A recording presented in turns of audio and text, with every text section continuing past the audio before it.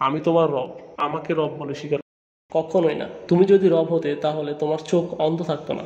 আমি এখন তোমায় হত্যা করব এবং পুনরায় জীবিত করব।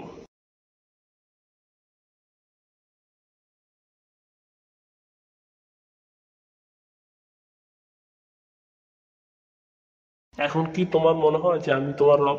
এখন কি তুমি আমায় রব বলে স্বীকার করো? আমি এখন পুরোপুরি নিশ্চিত যে তুই দাজ্জাল। আমি দাজ্জাল সম্পর্কে হাদিসে পড়েছি, কিন্তু আমি জানতাম না যে আমি সেই সৌভাগ্যবান যুবক দাজ্জালের সাথে প্রথম হত্যার শিকার হব।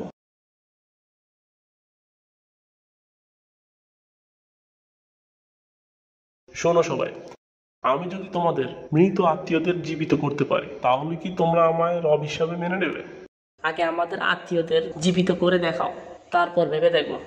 চলো আমার সাথে কবরস্থানে।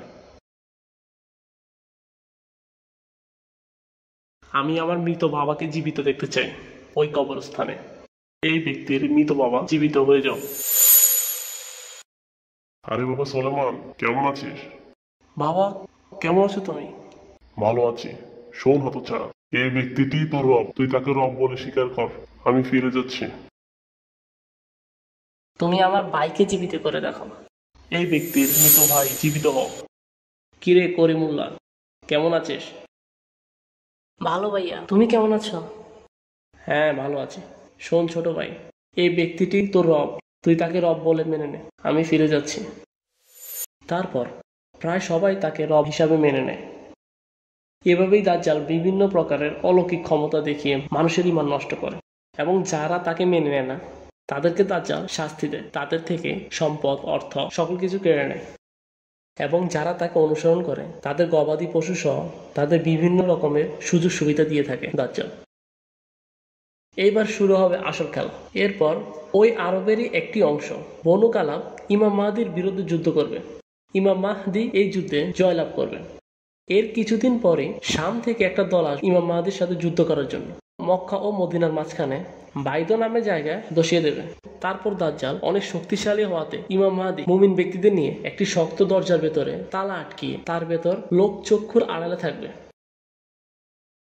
দুই ফেরেশতার ডানায় ভর করে ঈসা আলাইসাল্লাম পৃথিবীতে আসবেন। ওই দেখো, আমাদের ঈসা আলাইসাল্লাম এসেছে। তার চুল দিয়ে মুক্তার মতো পানি ঝরবে।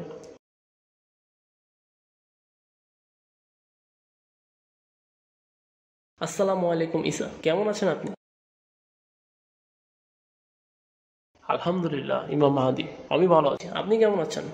আলহামদুলিল্লাহ। আসুন, কিছুক্ষণ পর ফজরের জামায়াত হবে, আপনি ইমামতি করবেন। না, এই উম্মার জন্য মহান আল্লাহ তাআলা আপনাকেই নির্বাচন করেছেন। আপনি ইমামতি করুন ইনশাআল্লাহ। নামাজ শেষে ঈসা আলাইহিস সালাম বলবেন, দরজা খোলো। এটা কোন দরজা, কোন জায়গার দরজা হাদিসে অতটা স্পষ্ট আসেনি। দাজ্জাল দেখেই চিনতে পারলো যে এ ঈসা আলাইহিস সালাম।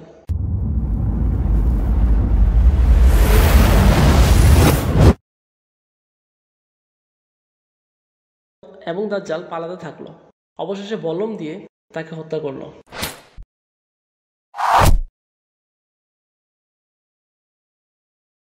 দাও বলো তো, ঈসা আলাইসাল্লাম কেন দাজ্জালকে বল্লম দিয়ে হত্যা করলেন? ঈসা আলাইসাল্লাম চাইলেই তো দাজ্জালকে পুড়িয়ে ছাই করে ফেলতে পারতেন। তাহলে তিনি কেন দাজ্জালকে শুধু বল্লম দিয়েই হত্যা করলেন? তার কারণ হলো, যদি ঈসা আলাইসাল্লাম দাজ্জালকে পুড়িয়ে ছাই করে মারতেন তাহলে দাজ্জালের যে অনুসারী ছিল, অর্থাৎ যারা তাকে রব হিসাবে মান্য করতেন, তারা নিশ্চয়ই বলতো যে আমাদের রব দাজ্জাল মারা যায়নি, তিনি ছাই হয়ে অদৃশ্য হয়েছে, এবং দাজ্জালের ফিরে আসার অপেক্ষায় থাকতেন। তাই ঈসা আলাইসাল্লাম দাজ্জালকে বল্লম দিয়েই হত্যা করলেন। আর এতে প্রমাণ হয় যে দাজ্জাল প্রকৃত অর্থে তাদের রব নয়, সে শুধুই একজন ধোঁকাবাজ মাত্র।